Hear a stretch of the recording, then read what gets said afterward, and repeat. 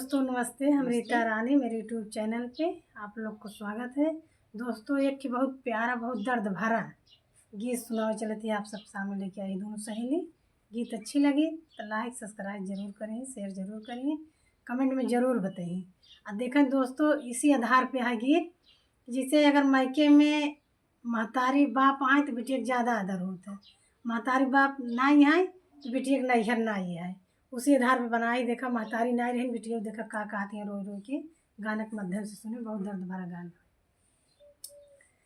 सिया रघुवीर बिन भजइया न कोई,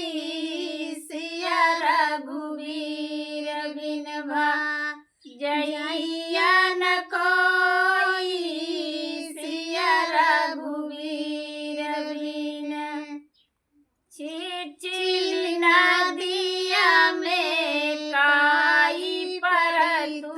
है, चिचिल नदिया में काई पर तू है, पाऊ तब चली गरो कैया न कोई, सिया रघुवीर बिन भजइया न कोई, सिया रघुवीर बिन भजइया न कोई, सिया रघुवीर बिन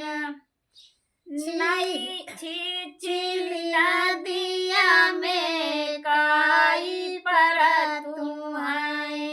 चिचिल नदिया में काई पर तू है, पाऊ तब बिछड़ी गलो कैया न कोई, सिया रघुवीर बिन भजइया न कोई, सिया रघुवीर बिन भजइया न कोई, सिया रघुवीर बिन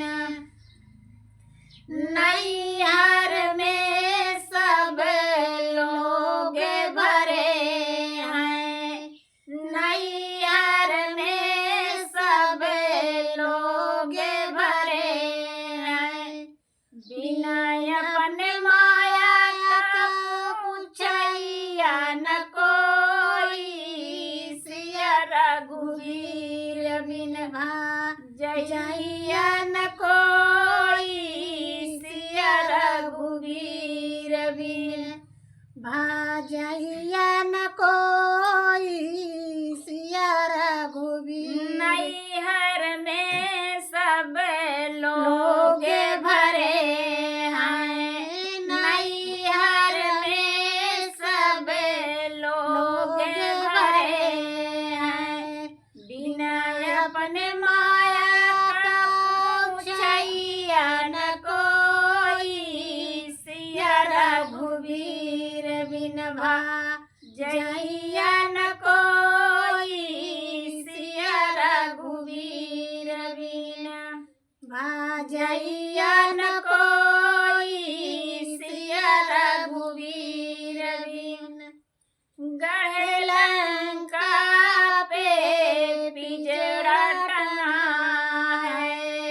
गढ़ लंका पे पिंजरा टंगा है, सुगना तन उड़ी गया रैया न कोई, सिया रघुवीर बिन भजइया न कोई, सिया रघुवीर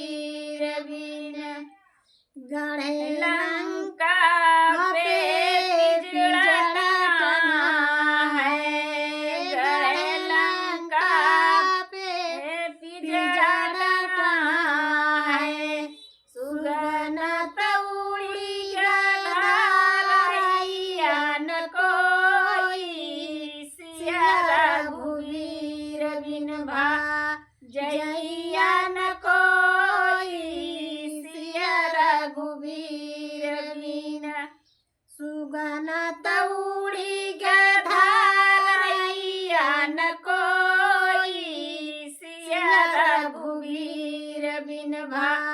जइया न कोई सिया रघुवीर बिन भाजैया न कोई सासुर में सब लोग भरे हैं सासुर में सब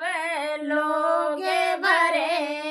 हैं बिनय अपने राम का पूछैया न कोई सिया रघुवीर बिन जैया न कोई सिया रघुवीर बिन जइया न कोई सिया रघुवीर बिन सासुर अपने राम का पूछैया न कोई सिया रघुवीर बिन जइया न कोई